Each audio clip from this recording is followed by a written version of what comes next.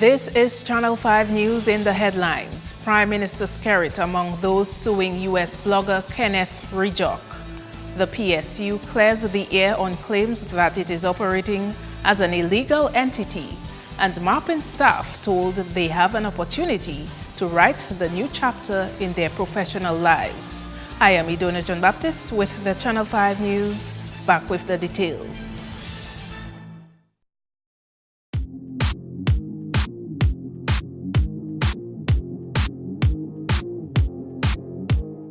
We begin with news that United States blogger Kenneth Rijok has been sued by the government of Dominica. Last month, Rijok made statements to the effect that Dominica had issued thousands of blank passports to Moroccan ambassador to Dominica, Mohammed Benjilani. He was subsequently told to retract those statements, which he refused to do.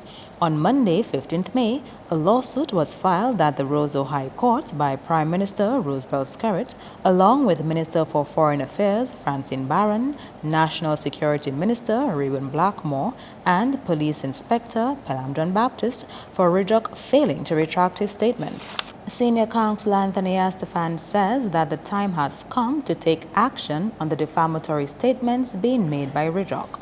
He's a smear artist that has dropped a barrage of lies and misinformation and the fake news on this country and this Prime Minister. We have decided to choose the one case that posed where he seeks to place the Prime Minister and the claimants and the government on the threshold of an international scandal by providing blank passports to a country flooded with terrorists. I mean, it would have been highly irresponsible for that to be allowed to pass without comment, without a reaction by the Prime Minister and the others. Estefan says that radio station Q95 and talk show host Matt Peltier will also pay the consequence of enabling the smear campaign on Dominica. The statements were made on Q, and the listeners are largely in Q in Dominica. There's some in the diaspora. We have decided that we will sue him here and see whether he's going to come or stay away like the coward I think he is, or he's going to come here and present the so-called evidence he claims he has to the court and to the people of this country, because Matt Peltier too is in deep water, because Matt has been encouraging this reckless behavior, this intentionally dishonest behavior by Rijok, together with Q95, and they're going to have to pay a heavy price for it as well. However, speaking on Q95's Talk on the Block program on Tuesday, Rijok said, open quote, "I can tell you that I intend to zealously defend myself," end quote. Andrea Louis, Channel 5 News.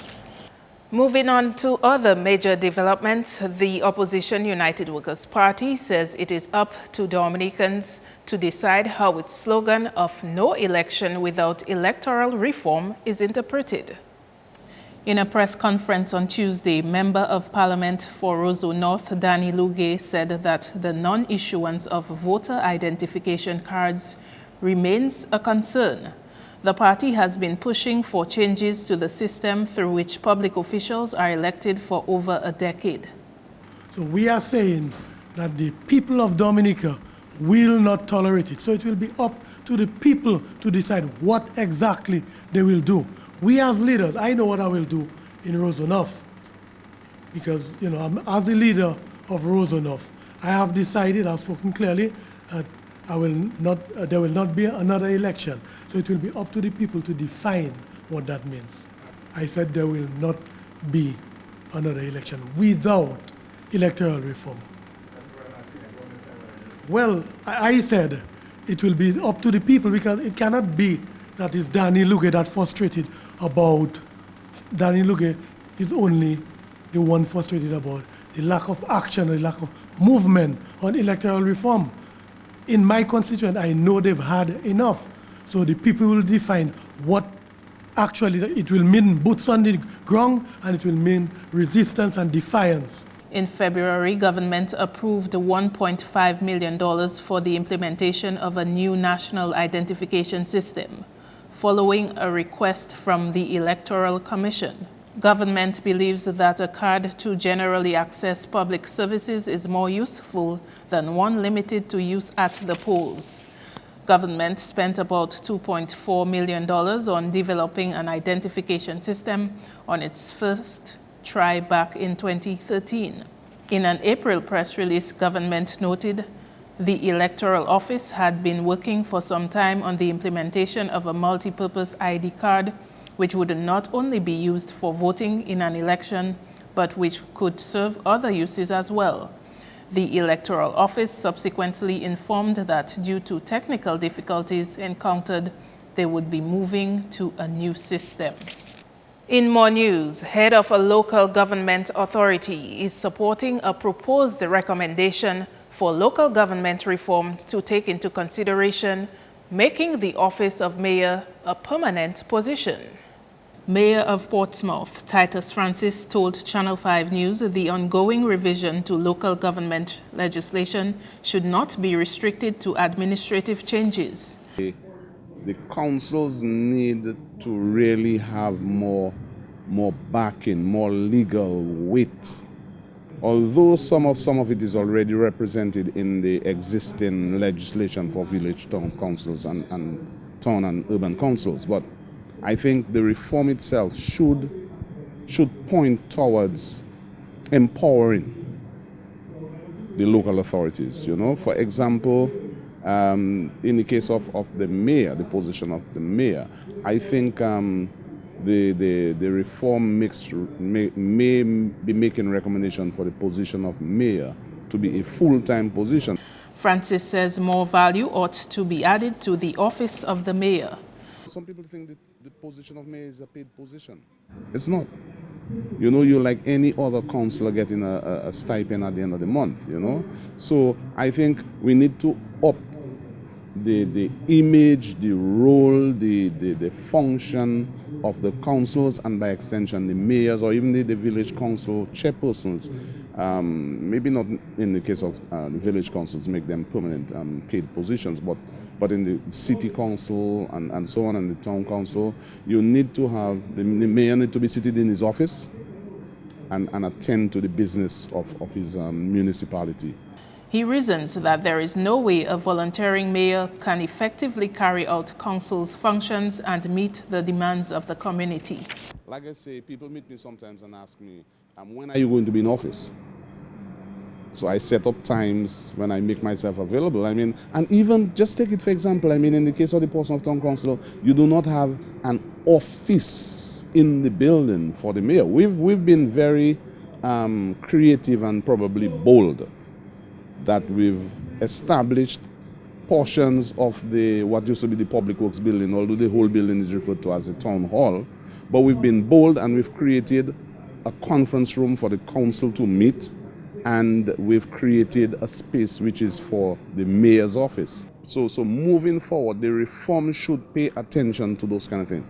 And then, where is the salary going to come from? Then you can enforce payment of property taxes and those kind of things with good backing and support from the reform exercise or the reform effort. You know, in the French countries, the mayor is big business, big business. The trade union representing Marpin employees does not have any reservations about their job security in the advent of a change in ownership. Secretary-Treasurer of the Waterfront and Allied Workers Union said he is not expecting a reduction in staff. If such was the case, we would have been given some information up front in terms of the likelihood, because Social Security would probably not know what is the intentions of flow in terms of the manning skills for the operations of Marpin. But also I would think that in the discussions that ensued prior to the sale, there would have been some sort of information in that regard. Well, it's early days, but since we have not been advised to the contrary, that is going to have a negative impact. In fact, from all indication, we see something positive, because everybody was, in fact, pretty upbeat. So that tells me that we would not anticipate a reduction in the staffing levels. Augustus considers the current situation encouraging to MarpinNews staff as they are working under different circumstances. You have the situation where I believe that with the knowledge now that they are operating under a new company, you will see a certain level of invigoration by the workers in terms of the performance of their duties and responsibilities. And that, to my mind, will augur pretty well for the company in terms of even restoring some of the customers that it have lost as a result of that insecure position. So we are, in fact, hopeful that this is going to be so. Rehabilitation works on Charles Avenue Goodwill are expected to begin soon. Government is set to spend $3.05 million raised through the Highway Maintenance Levy to repair 510 meters of road. Charles Avenue connects the E.O. Leblanc Highway to the Princess Margaret Hospital. The project will include the rehabilitation of 510 meters of road from the roundabout near the Princess Margaret Hospital to the intersection with the West Coast Road near the former DBMC building. The contractor's work will also include site clearance, demolition of existing drainage structures, construction of new drainage structures to include box drains and slipper drains, construction of a retaining wall, construction of new sidewalks and improving the existing sidewalks, removal of the existing asphalt surface, backfilling and compacting to new road levels, placement of asphalt wearing course and related works. According to the minister, 4 contractors were invited to tender on the project and only 3 submitted proposals. The project is expected to take place for a period of 22 weeks. You're watching Channel 5 News. Coming up, Dominica once more recognized for its improvements in the field of health. We'll tell you more when we return.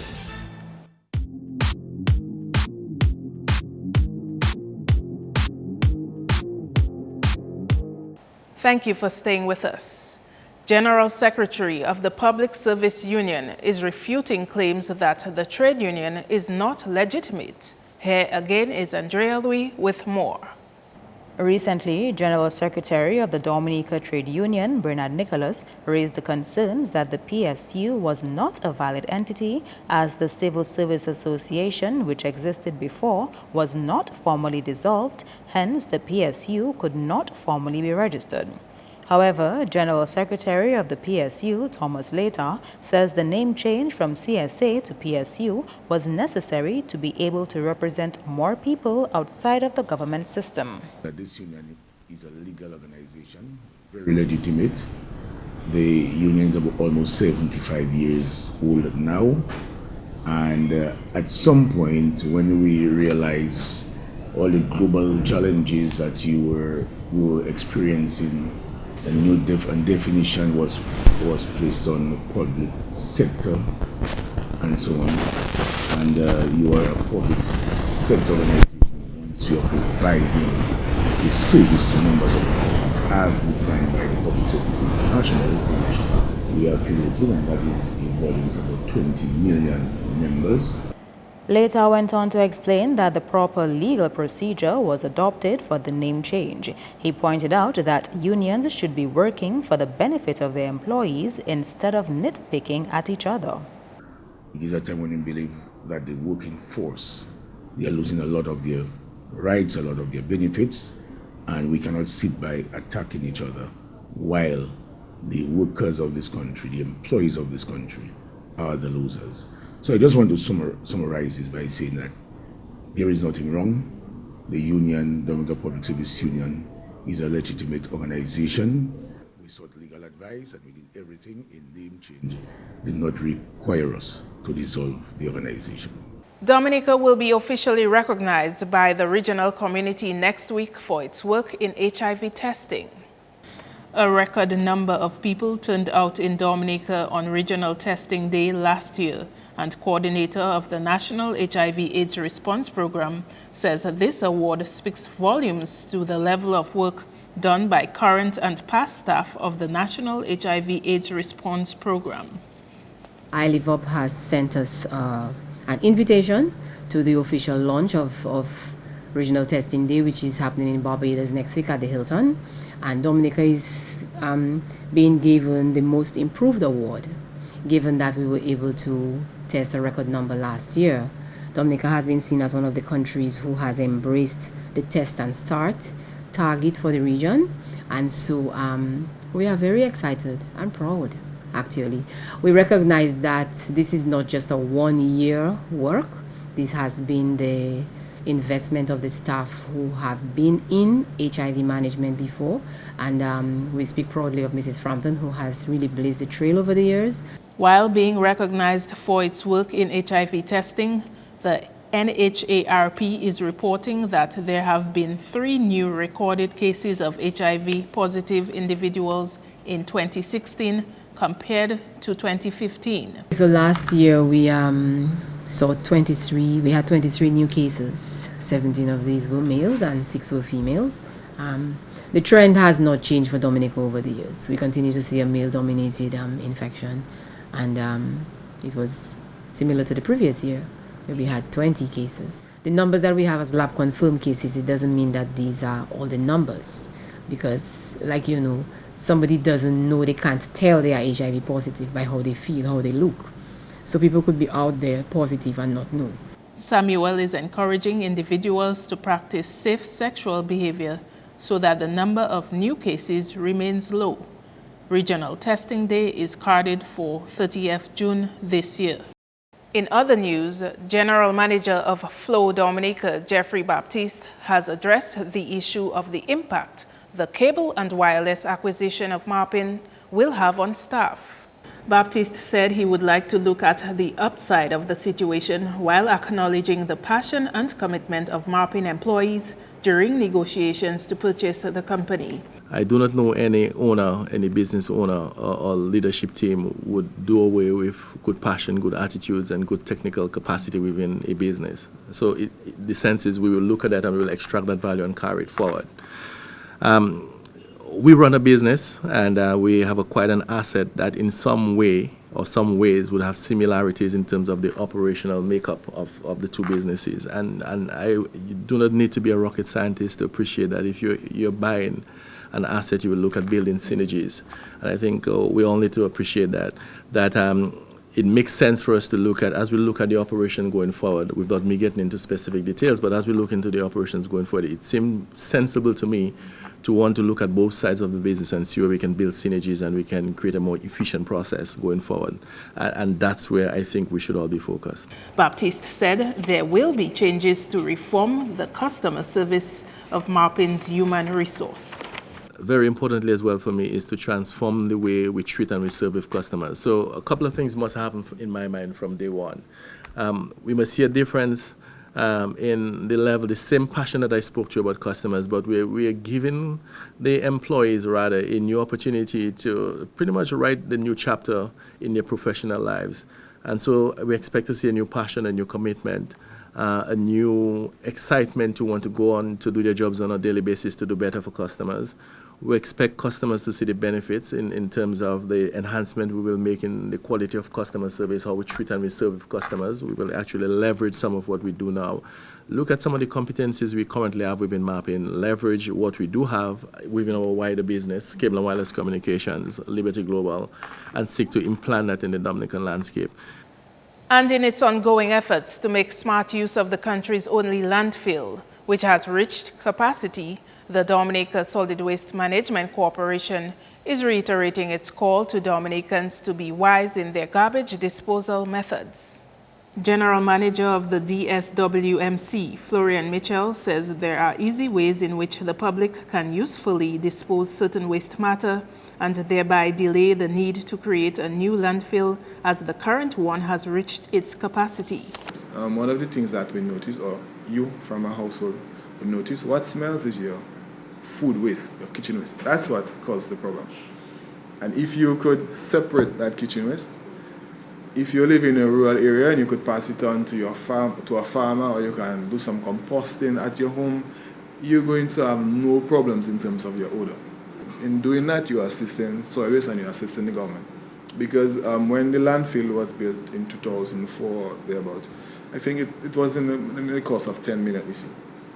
We do not want to ask the government for $10 million again to build a landfill. There are other things that we could do as citizens, to improve waste management. Mitchell also warned those who pay to have their garbage discarded to be on the guard against indiscriminate dumping.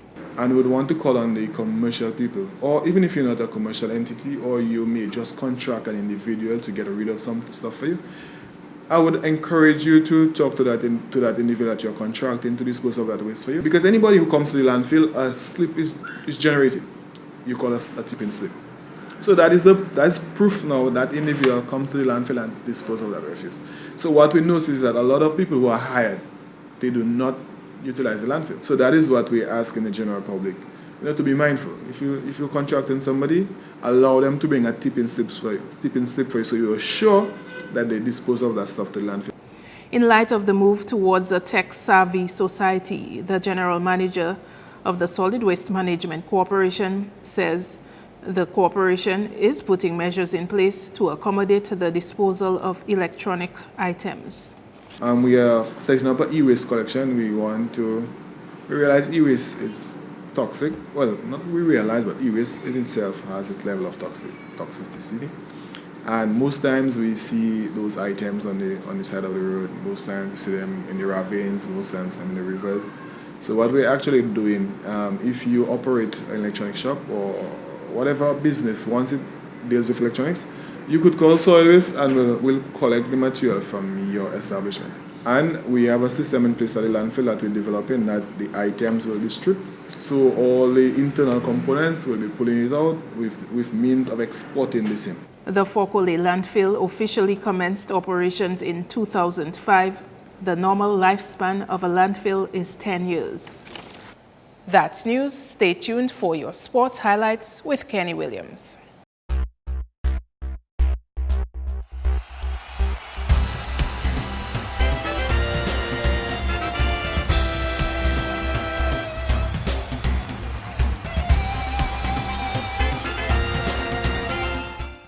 First up in sports, national coach Rajesh Joseph Lachu believes the team is ready for the upcoming friendly match against Guadeloupe on Wednesday.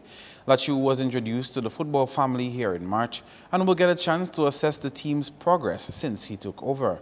Prior to Lachu's arrival here, the national team was without a coach for 9 months. The team is ready for the event because of the fact that they have been training for the last couple of months. They are up to this point. This is our evaluation. It is a young squad, right? The credit will also go to the work of the clubs and the teams they played for. So that is what they brought. My job was simply to improve it and get them to play together. So we go to Guadeloupe. It's going to be a tough game, and we're glad for this because that is what we want. We want tougher opposition than what we're going to play. Because of the attitude of the players, I expect this game to be even. It would cancel out the talent of the Guadeloupe team, and it would give us the ability now to try to execute what we want to do, because we want to win, but we want to do it playing a certain way or a certain style of football. He said things have been going smoothly ahead of the friendly competition in Guadeloupe. It has been good for me. It is easy because this is what I do full time, all the time, and with the experience I bring from in Trinidad, it is just like a professional team. The DFA has supported us to make sure that we were able to have the number of sessions, make sure the guys them were there. The players' commitment is what have them here on the team today. The ones that were not so committed, maybe because they had some other things going on in life, that is okay, and could not commit at this time. They would come back in the future, but for now, these guys' commitment is a reflection of the federation, and it also makes it very easy to work with. The attitude, we have a saying on the team, and they come up with it. The 3 watchwords for the team is heart, hard work and talent, in that order. If you don't have the heart, then all the hard work and all the talent going down the drain. And then if you have the heart but you don't willing to work hard, then you can't perform. And if you have the first 2 things and you have an ounce of talent, you'll do well. The national team left for Guadeloupe on Tuesday and will play the friendly match at 8 p.m. on Wednesday. Moving on to cricket, Vice President of West Indies Cricket Board and President of Dominica Cricket Association Emmanuel Nanton says the recently ended test spoke volumes of the fighting spirit of the teams. He says he is proud of the Windies' fight despite the loss to Pakistan, especially with the match going up to the full 5 days of play. The thriller at Windsor Park was a very exciting game. Went on to the last minute, the match ended 1 minute to 6 on the last day. So really and truly, it was indeed an enthralling cricket match. I'm very proud of the very young West Indies team. Pakistan were the #1 team in the world just a few months back, and to be able to compete with them so well. I thought our young team did exceptionally well, and I'm very proud of the guys. Of course, I'm disappointed that we did not go on and draw the series, but the way in which the guys played hard and really fought was a tremendous achievement, I believe, for a young team. Nanton is of the opinion that the crowd played a major role in encouraging the West Indies team to remain at the crease past the lunch interval. The whole atmosphere, the ambience at Windsor Park was tremendous. I mean, it was nerve-wracking, it was on the edge. You could feel anything, you could hear anything. And I believe that the Dominican team really, the Dominican crowd really was part and parcel of the result that we got in terms of taking the match so far. Maybe the team somewhere else, the team would have lost just after lunch. But in Dominica, we took it to the last minute on the last day. And that was tremendous. I mean, the crowd was just absolutely breathtaking. The support that they gave, everything went on well. It's unfortunate that we did not give them the final thing to go home and to celebrate. We would have been celebrating into the early hours this morning. Unfortunately, it did not happen, but we had hours and hours and hours just on the edge, and I'm sure that the crowd that were just so tense really felt that they were treated to an exceptional match, an exceptional cricket match, and they were proud of the game that they had. The Windies' next assignment will begin from June 2 when they take on Afghanistan for 3 T20s and 3 ODIs. In their most recent T20 encounter in March last year, Afghanistan beat West Indies by 6 runs. Sports continues with cycling because national cyclist Bram Sanderson has made strides on the regional scene by copying bronze in the Keep Fit Classic race held in St. Vincent recently. Sanderson competed against 15 to 20 athletes from St. Lucia, St. Vincent and Barbados. I could say I'm well pleased, and it was yesterday we had 70 miles of racing. I completed in a time of 4 hours and 1 minute. During the course of the race, it was a first-time experience, and I can tell you that the terrain was nothing soft. The time, the speed, it was not easy. Unfortunately, I had a puncture about 22 miles into the race, and I had to ride maybe about 6 to 7 miles with that. And at the time, I was in 3rd place, but I dropped back to 6. So I had to make myself back into the race, and then fortunately, when I caught up to the team, St. Lucia, being it by myself, I used them as a help to get forward, and then I managed to break away from them and encounter a 7-minute gap between me and the 4th place person. He says Sunday's race was an eye-opener for him as he continues to prepare for the OACA Cycling Championship later this year. I can tell you I have a lot of work to do. And since I have evaluated myself, I need the support of my team and also Dominica on a whole. I'm not as strong as I'm supposed to be. So we have the altitude level where I think it is the most gaining training we can have. Intervals and at higher level of training will be significant to our team.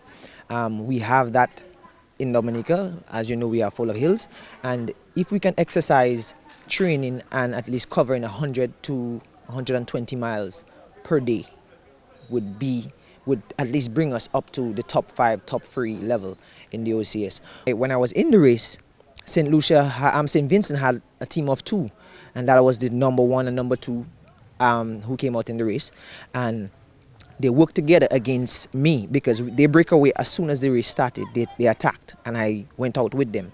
But I couldn't hold up because they were interchanging in terms of pacing and helping each other to get through the wind. I was there battling by myself, and it wasn't easy. St. Vincent placed first and second in the race. The winner and second place received $500 and $300 respectively, while third got $200.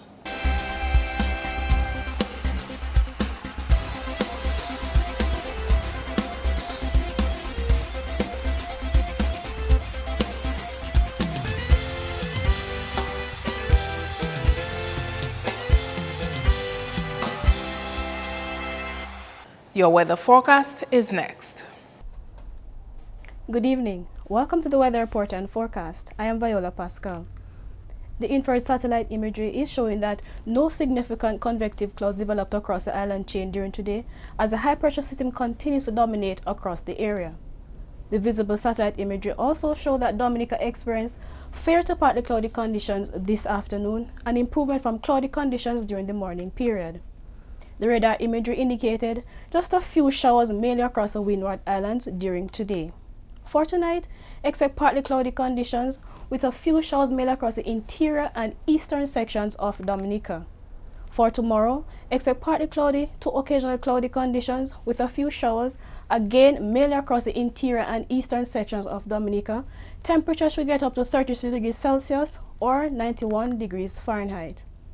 For the marine forecast, seas are expected to be moderate, with waves peaking near 8 feet. Small craft operators and sea bathers are advised to exercise caution.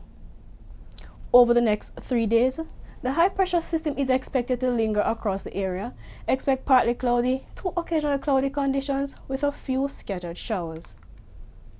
Across the Caribbean, no significant changes expected. Partly cloudy conditions with a few showers mainly across the southern portion of the island chain.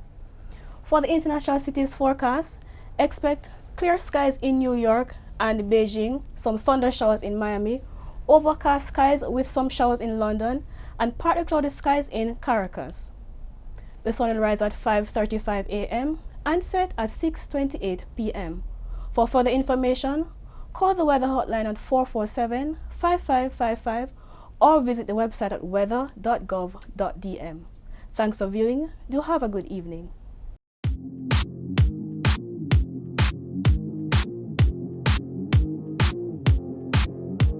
To end the news, the headlines again.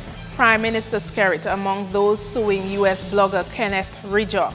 The PSU clears the air on claims that it is operating as an illegal entity. And Marpin staff told they have an opportunity to write the new chapter in their professional lives. Feel free to contact us at news@marpin2k4.com. You can also access our past newscasts on our YouTube channel. On behalf of the entire production team, I am Idona John Baptist. Thank you for watching. Join us next time.